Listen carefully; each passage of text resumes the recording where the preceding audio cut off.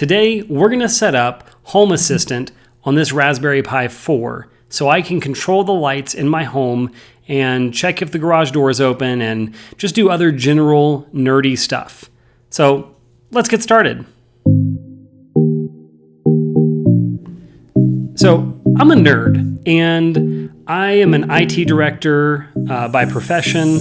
I've also written software and web apps for Fortune 100 companies. I've done like some general nerdy things throughout my life. I was building computers in elementary school. My first computer at home was an Apple IIc, and when I was in preschool, I was helping my mom boot it up by putting in the boot disk and flipping it over at the right time because I'd seen my dad do it enough times. So I'm pretty nerdy, and there's really not much nerdy about my house. We did get an Echo to do some voice-activated stuff, and it really kind of underwhelmed me overall. So I wanted to be able to do more fun things that I can control in the house. So what I decided on was to kind of look into what is home automation and what are my options. The first few options that I found were things like Apple HomePod and Google Assistant and Amazon Echo, and those are all great. In fact, I do have an Echo Plus or whatever it is that comes with the Smart Home Hub, and I have used it with a couple of light switch replacements. Actually, no, I only have the Hue light bulb and a couple of Wise plugs that I can control voice activated. And it's not bad. I wouldn't say that there's anything like super disappointing about it, but I want to be able to have fun with it and do things like if I turn the light switch on after sunset, then only bring the lights up 50%, or something like that, so that we can make the home interactive. But at the same time, I don't want to have to open up a mobile app in order to do things, in order to turn a light on or off or adjust the brightness. And realistically, I would love to leave the house in general looking like a normal house. So the series of products that I found were using Home Assistant, which is basically like those other products, but under your control. It's in your home. You can run it on something like a Raspberry Pi, which is a really inexpensive computer, very underpowered for regular things that we do day to day, but perfect for something like controlling your lights. At least I hope it is. I've never done this before. This is new for me, and this is a squirrel that I'm chasing right now. Last month it was resin casting and silicon mold making, and this month it's home automation, and I may not even make it all the way through this, but my goal is to at least get a couple of lights controlled and to be able to open and close my garage door from a mobile app in the event I leave the house and forgot to close the garage door. So as I was researching this, I found a couple of YouTubers, mainly The Hookup and Dr Zzzs, and they both have some fantastic home automation channels, and I highly recommend looking through them for really diving deep into this stuff. I have not gone deep with this at all whatsoever. I basically was very impressionable at the moment, looked at what they were doing, found like an LED strip that I had from a previous project that I never finished, and realized I could use some of the products that they mention on this just small, like 3-foot strip of LEDs and learn, but not need to invest a lot into this concept until I'm ready, until I've learned more. So what I've decided on is using Home Assistant to be the brains of the operation, which is also cool because that means there aren't other companies out there tracking when I turn my lights on and off, and I'm not relying on their servers and my internet connection to do something simple. Instead, I'm controlling everything in my home, so if something goes wrong, being able to turn the lights in my home so that I can troubleshoot. One of the products that I'm looking at when it comes to buying is Shelly. So Shelly relays are these little relays by a company called Shelly that basically will turn my light switch into a toggle. So it will know, is the light switch on or off? And based on that, it can send that command to my Home Assistant server, and then it can control whatever lights it has access to.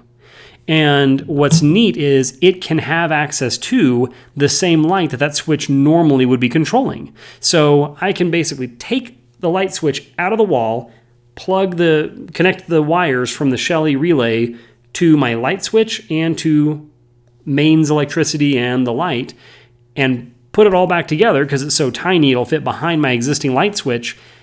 And now I have a smart light switch.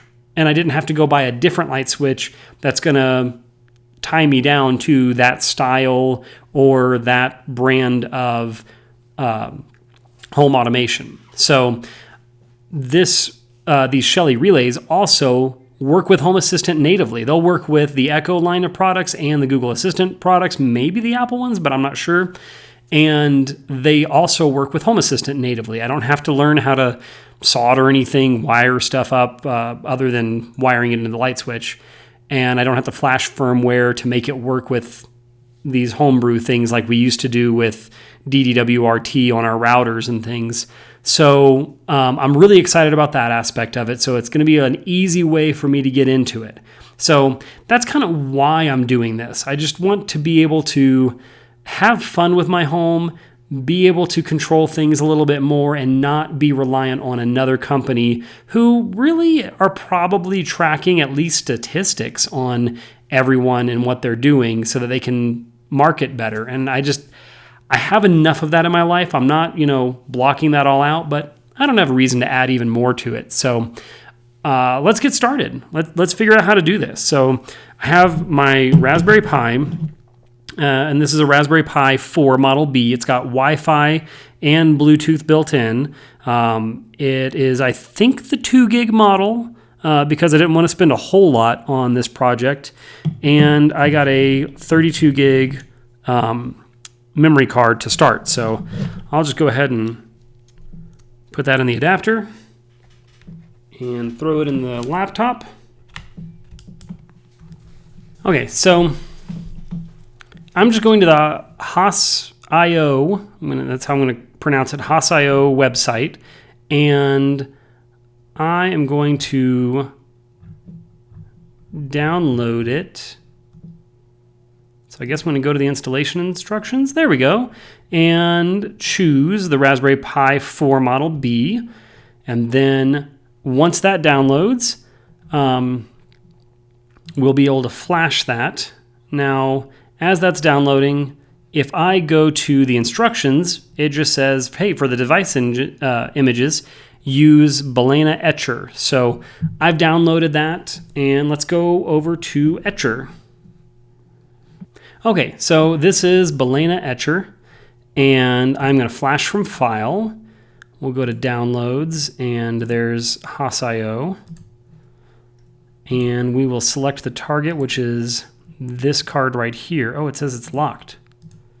Can I not lock? Can I unlock it? How do I unlock it? I guess I'll need to format it. So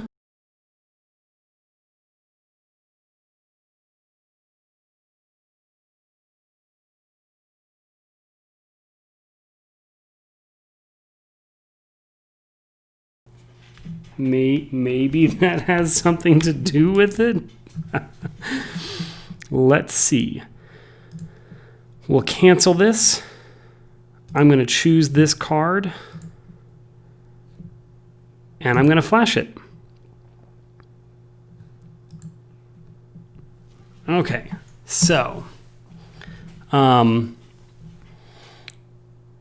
ideally what this is doing is setting up the partitions on this micro SD card and doing things the way that we need it to be done, and we don't have to worry about anything. It's just gonna work.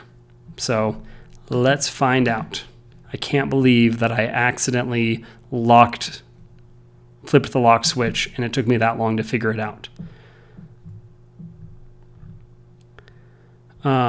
So I've already set up what's called a DHCP reservation. So when I plug this into my network physically, it's going to recognize the physical address of this this network adapter, and it's going to hand it the same IP address all the time. So I don't have to worry about that. And I think that's really all I need to do. And after that, we don't even need to plug this into a monitor. Once it boots up, I'll be able to access it from the laptop. So let's check in on this. So it's already done formatting, and now it is flashing. So what I'm going to do is just eject this. We'll pull out the memory card and slide it in the back there. And then we're done. Setup is complete. Let's go see how this works.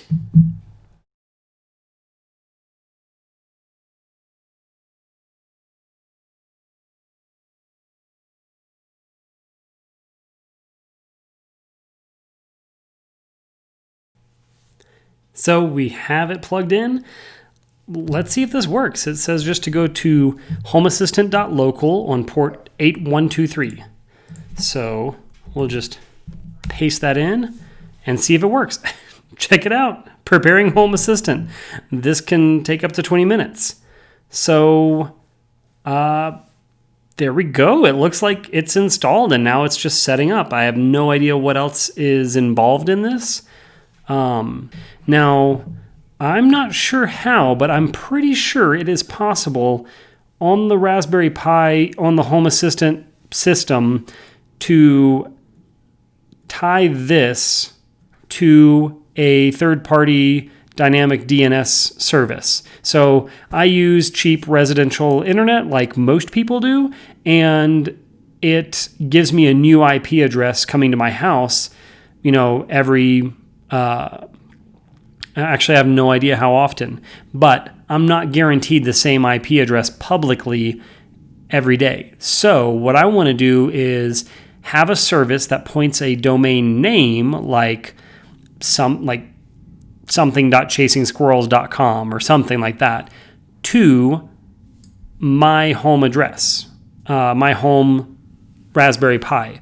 So I'm going to look into that, and maybe that'll be on the next episode, is getting this thing to communicate. So I know this wasn't a whole lot, but hopefully this was a good introduction into why I'm wanting to use Home Assistant instead of another alternative, and how easy it is just to get it even set up and working.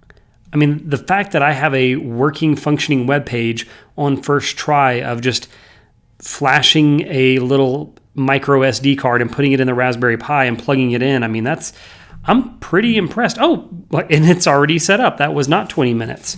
So, I am going to create a user account. I'm going to call this Adams Clan 1. No, I'm just going to Adams Clan. And this is the part where I jump ahead and don't tell you where I live. Okay, so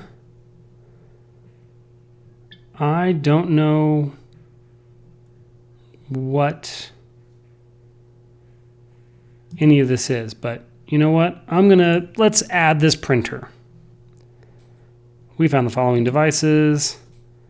I'm going to put this in Joel's room.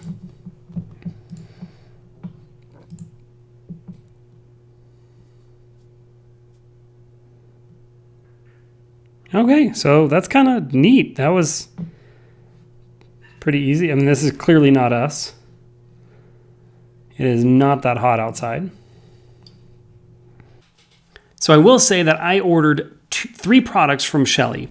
I ordered 2 relays, the version 1 and whatever the current version 2 is. Both of them the UL rated models, because I just wanted to make sure insurance covered anything going bad. If they saw that, oh, this was caused by faulty electronics and it's not UL listed, that may change things. I don't know. I haven't heard of that actually changing things, but it just seemed like it's a couple bucks extra for some pretty decent comfort on my end. But I also got this RGB LED strip controlling module, and I'm hoping to be able to control this basic RGB LED strip that I have with it. So the first thing that I'm going to do when I get those is really just start playing with how do I connect to it, how do I see it. I'll probably just take an old power cord and wire those into that and like put it into a GFCI outlet and with a power strip and poke the button from far away to make sure I don't, do something wrong. That's overkill. I'm going to read the manual. I'm going to look up how to do it right. I'm going to share what I'm learning, but I still might catch something on fire. So once again, be careful. If I'm doing something that seems the wrong way to do it, just comment down below because I'd love to learn. I really want to have a safe and enjoyable automated home.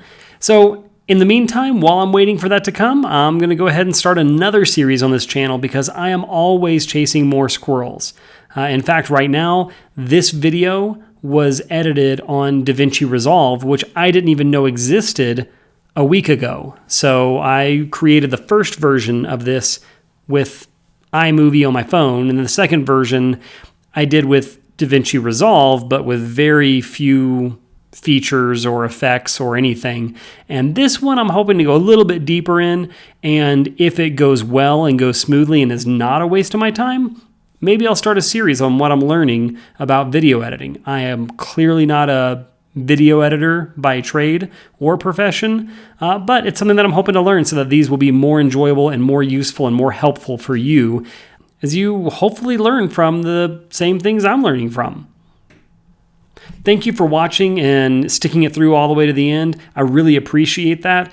If you would, leave a comment, like this video, subscribe, even if you don't plan on watching all my videos. It does help as this is a brand new channel. Feel free to point out things that can help make this better. My goal in this is to spend $0 of my own money, and if I wind up getting enough views for some ad money, then sweet, I'll buy something more than shop lights. But if not, I'll still keep doing this because this is fun for me, and I hope it's fun for you.